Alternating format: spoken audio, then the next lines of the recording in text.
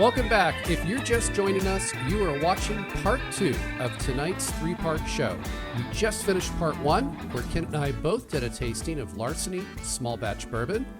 Ken, now that you've had a little time with the Larceny, how would you rate it? Yeah, I'd rate it good. I think your description is right on.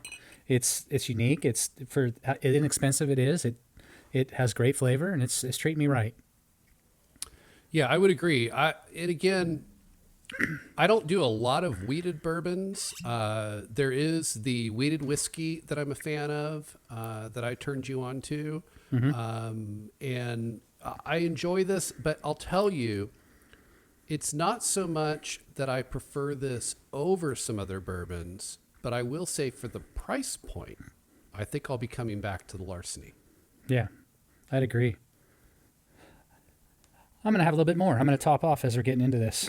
All right. Well, you pour yourself some more. I'm going to go ahead and do the intro here.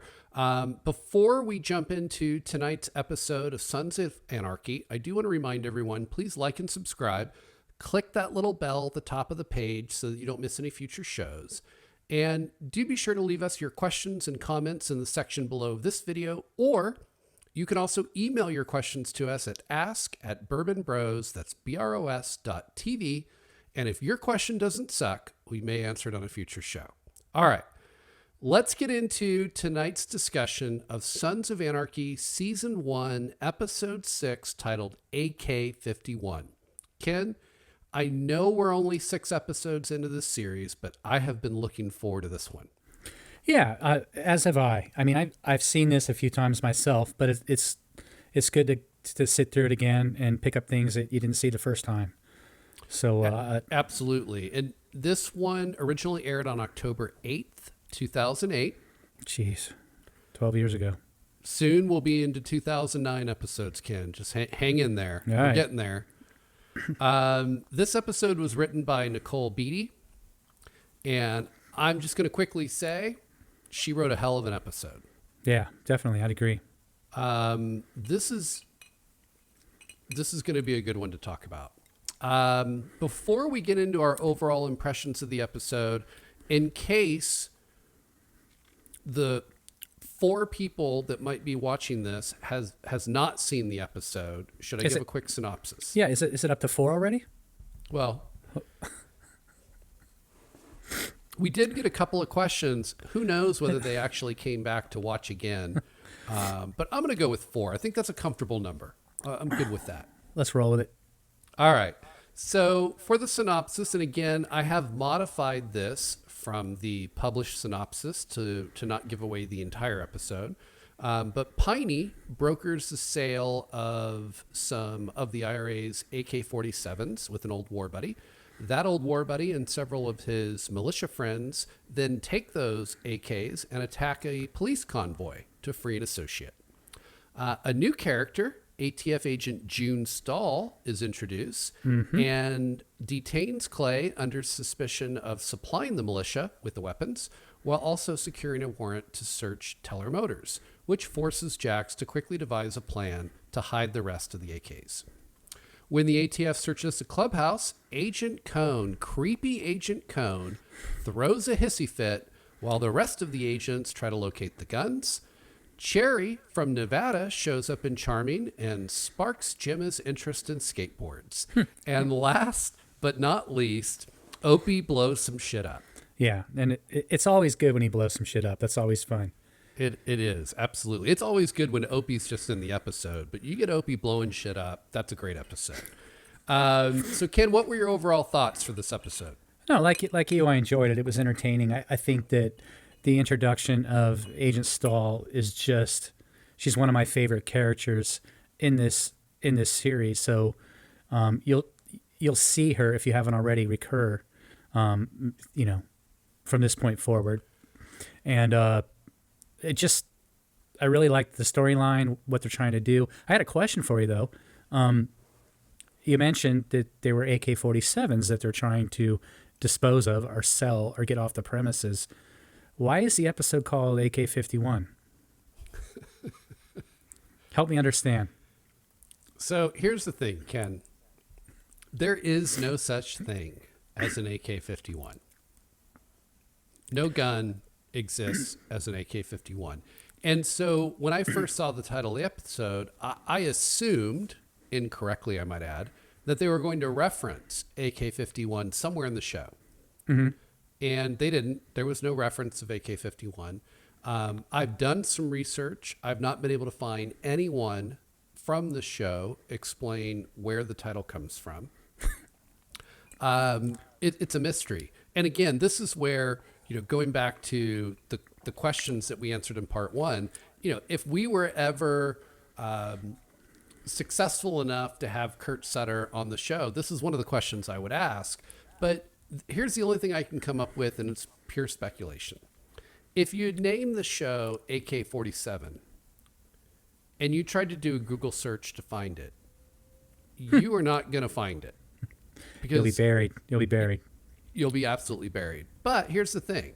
If you search on AK-51, guess what comes up? Just nothing but Sons of Anarchy.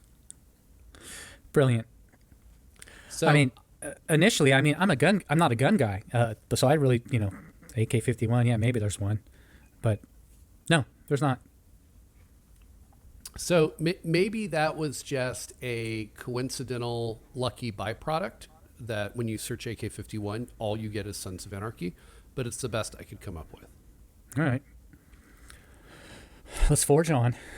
All right. Well, just to wrap up on what you were saying, this is one of my favorite episodes. And I know we're only 6 into the series, so that's a bold statement, but I'm also not alone. This episode is consistently ranked as one of the best episodes of the entire series. Really? It is.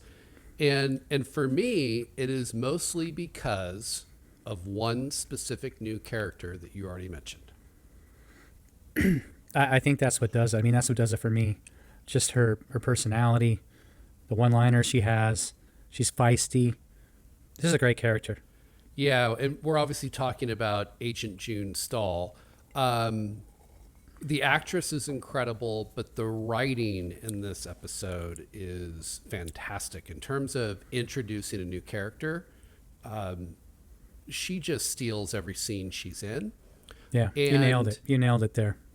And for those that don't know, that have not watched the series, if there's one of the 4 of you that are literally watching this for the first time and taking the journey with us and going episode by episode, Agent June Stahl is a very prominent character in this series, and this is the episode that she gets introduced.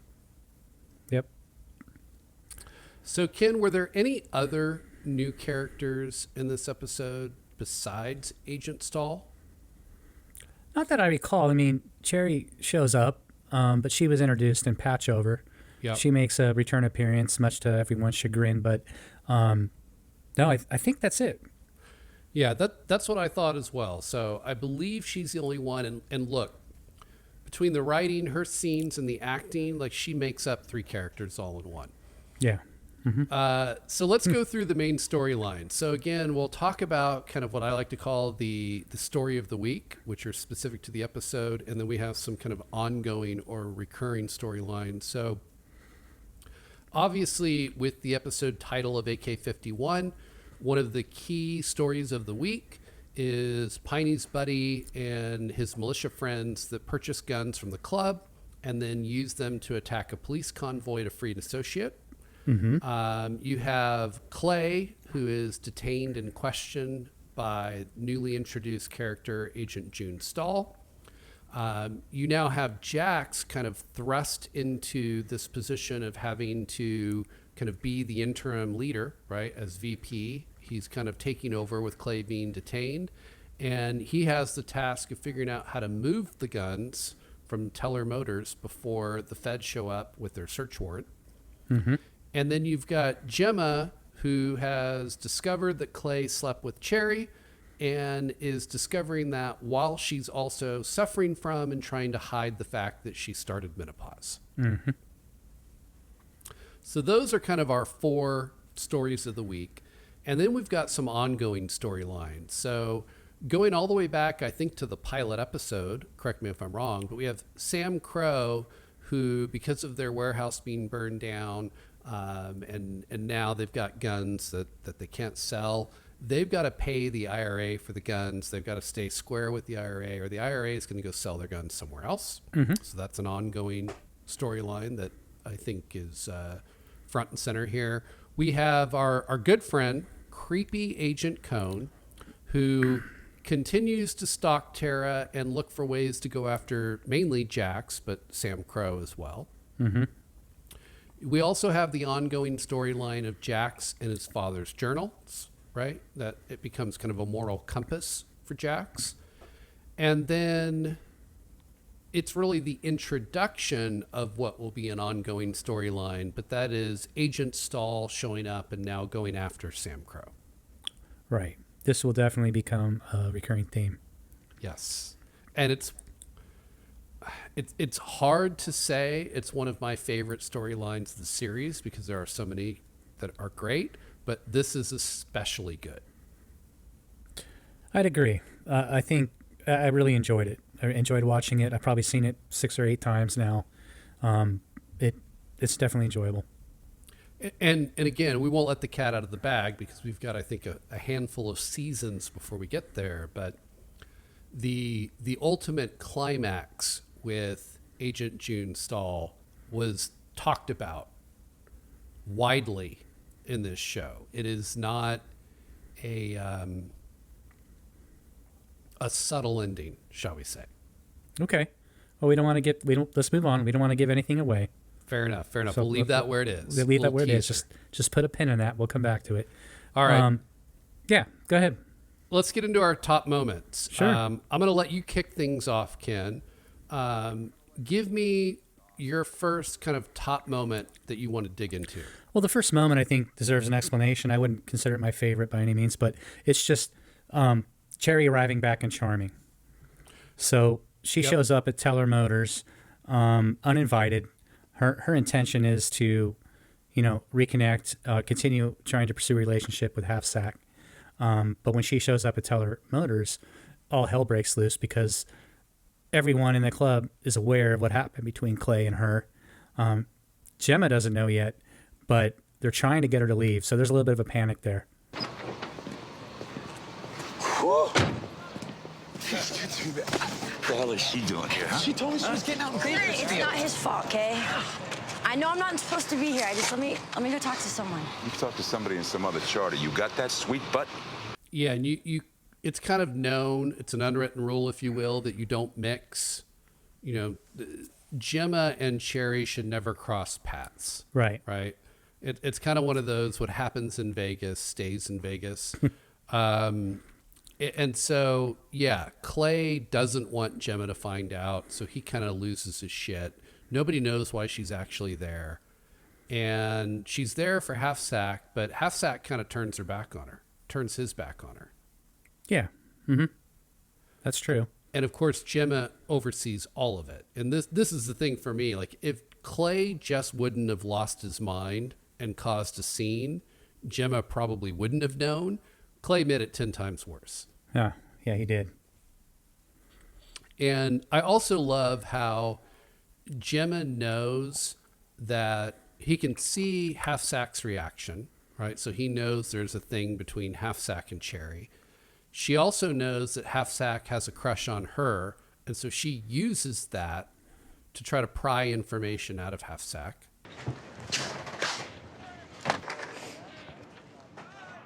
Who's that girl? I don't know. That scene, again, Katie Seagal playing Gemma, that scene and the way that she played it, where the realization of what's happened, the way she sat down in the chair, she knew that she was going to lose it, and she told Half Sack to get the hell out of there, and then she broke down. Just masterful acting. It was just so fantastic. When I first started watching this series, Katie Seagal's acting really stood out to me as being a differentiator. I just remember from the 90s sitcom she was in. With Married with Bundy. Children. Yeah, Married with Children. There it is. Name escaped me. And this is a lot better acting. Wouldn't you agree? Oh, absolutely. Such a different character, and really shows you the range that she has, because in Married with Children, she plays kind of a ditz. And here you see just a completely different side of her, and her acting is unbelievable in this series. Yep.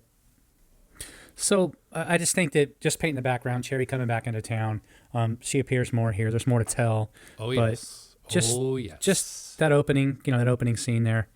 What about you? What's next for you on your list? Well, I think I got to jump to what I refer to as the botched convoy. Mm-hmm. Right. So Piney peels off a few of the AKs to sell to his buddy as kind of a favor. You see in the opening scene, he's thanking Jax for letting him do it. And little do they know that Piney's buddy Meineke is going to take these AKs along with his militia buddies to basically ambush a convoy to free their buddy, who is being transported, right, in some form of a prison truck. Mm-hmm.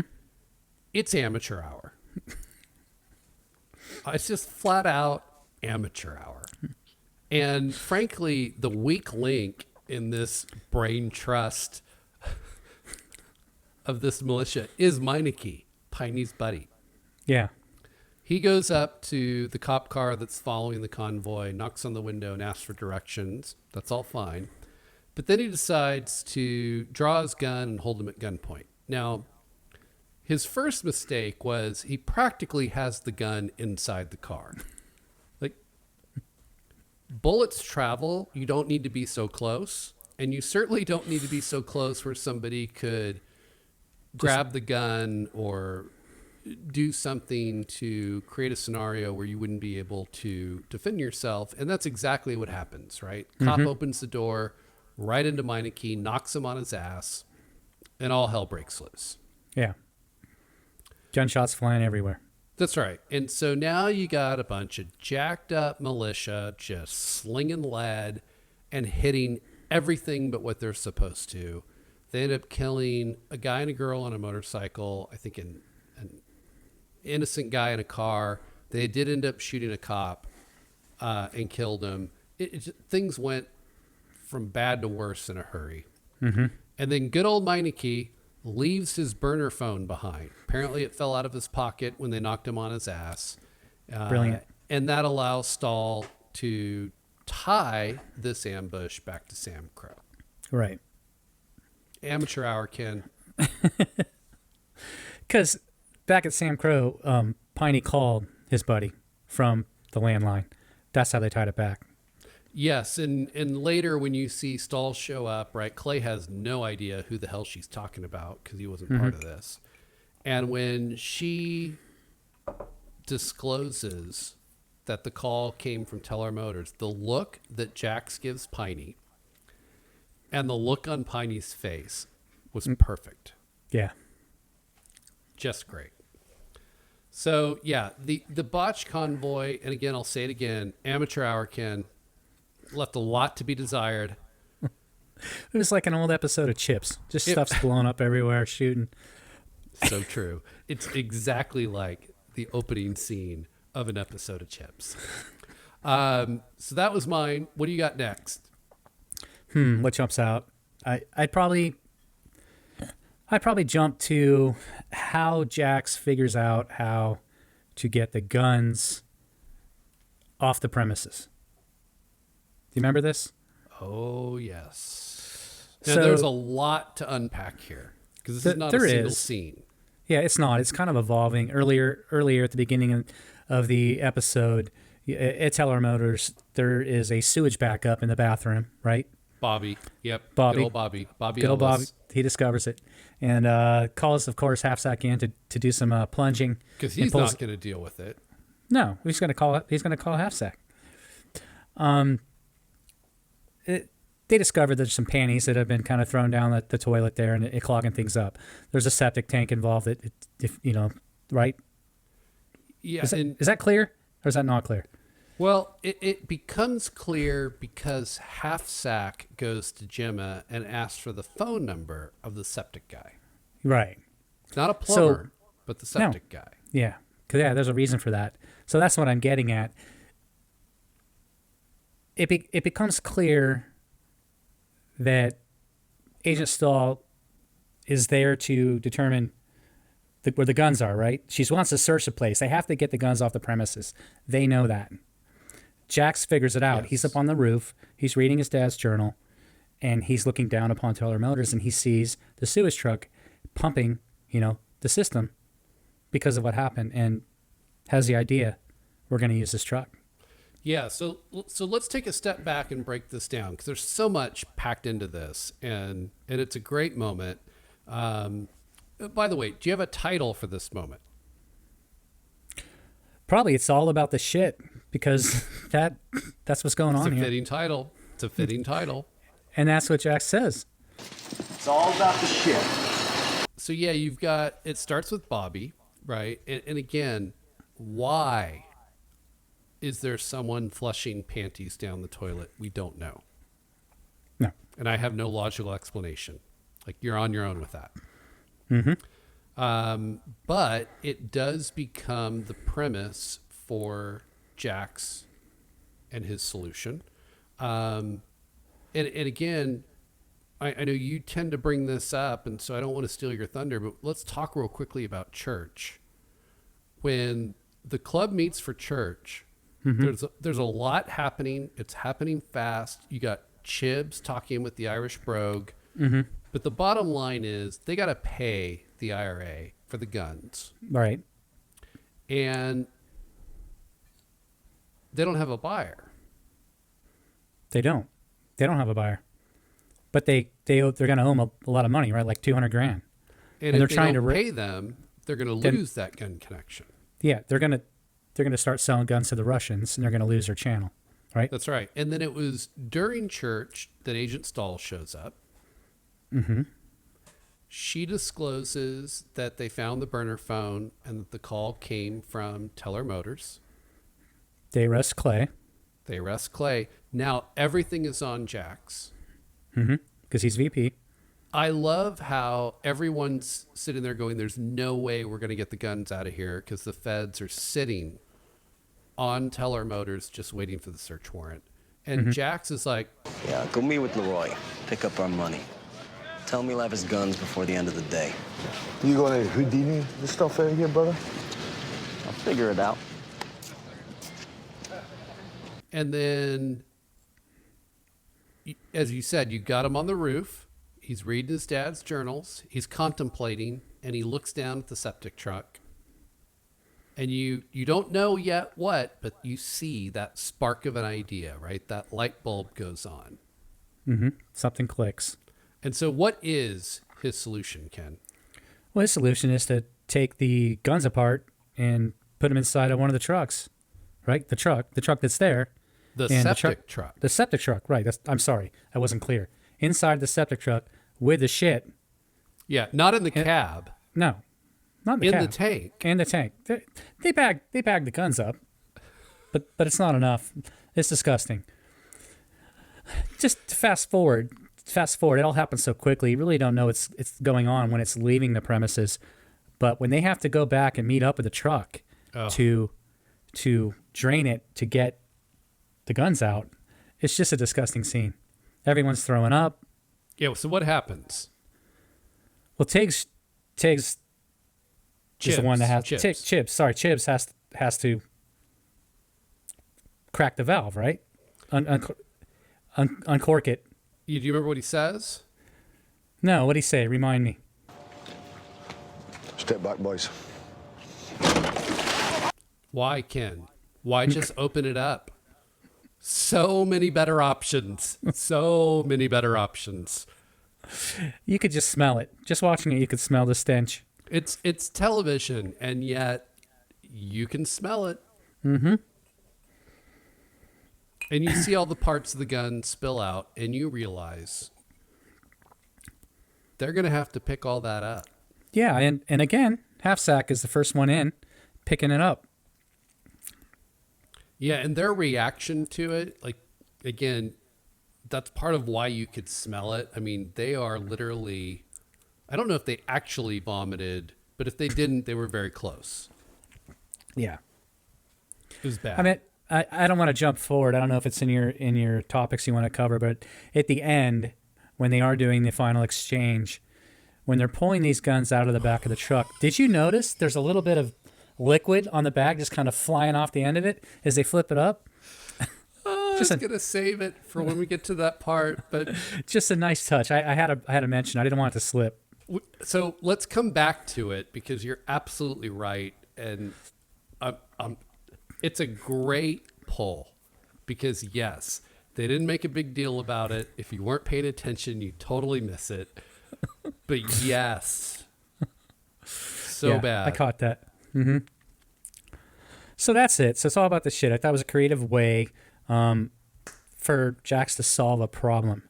He jumped in because Clay wasn't around because Clay got arrested. He was in for questioning with Agent Stahl, and Jax had to figure this out on his own, and he figured it out.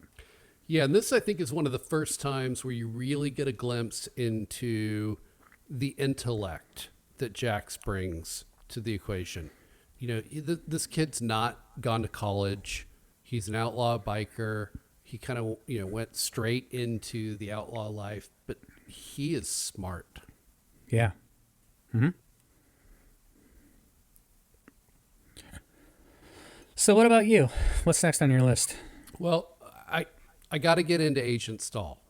There's just so much good stuff here. So since you already brought up the fact that Agent Stahl arrives at Teller Motors, she detains Clay. That's why Jax has to step in and kind of take over. I want to talk about the interrogation. Okay, yeah, I remember that. Right? Mm-hmm. Agent Stahl and Clay Morrow in the interrogation room, and we're going to get into it, but I'm going to name this scene, and you'll know where I'm going with this. I am a motorcycle enthusiast. Yeah, you stick to that story, Clay. This is a great dance between two people that are very experienced with the law, right? Mm-hmm. I love how when the scene starts with the interrogation, one of the first things that Agent Stahl asks is, "Don't you want to call your lawyer?" Mm-hmm. And do you remember what Clay said? Yeah, he says, "My lawyer's $1,200 an hour. When I got a problem worth that pay scale, I'll give him a call." Which is just downplaying it. That's right. It's basically just an FU to Agent Stahl. Like, this whole thing isn't even worth me calling my lawyer. Mm-hmm. And so she's laying into him and like, "I know you're the president of an outlaw motorcycle club. I know you're a gun runner." And you can see like Clay's basically not even hiding the fact that the lines he's delivering have been coached and prepared in advance. He's not even trying to hide it, right? He's like, "I'm a mechanic and a motorcycle enthusiast. I'm not guilty of anything." right? Just a fantastic scene. I love how Clay is just so seasoned, calm, cool, and collective until Agent Stahl lets him know that she's getting a search warrant for Teller Motors. Mm-hmm. Clay knows the AK-47s, not AK-51s. The AK-47s are stored there.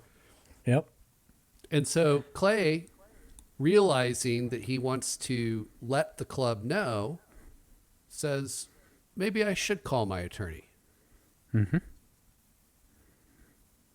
And we get a great one-liner from Agent Stahl. Yeah, we do. What does she say? Well, again, they're having that dance, that dialogue back and forth, and he's finally trying to figure out a way to make a call. That's what he's come up with to alert the club. It's not about needing an attorney. No, it's about alerting the club. And she realizes that, doesn't come out and say it, but just you sit there for a couple hours,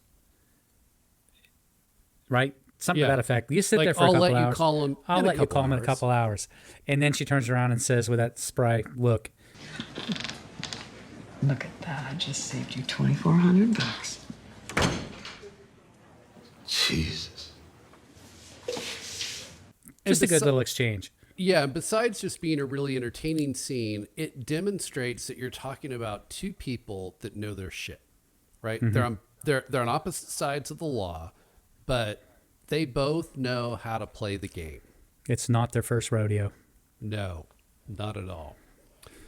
All right, Kim, we got time for one more before we move into the back half of the episode. What do you want to wrap up with?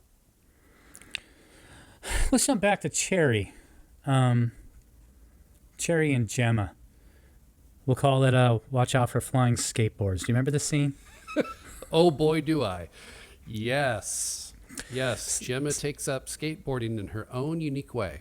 Yeah. So, again, you mentioned it earlier that Gemma has discovered that she's going through menopause. She meets up with Luann, who they start talking about Gemma's situation, and Luann recommends a product that will help her, with her issue there.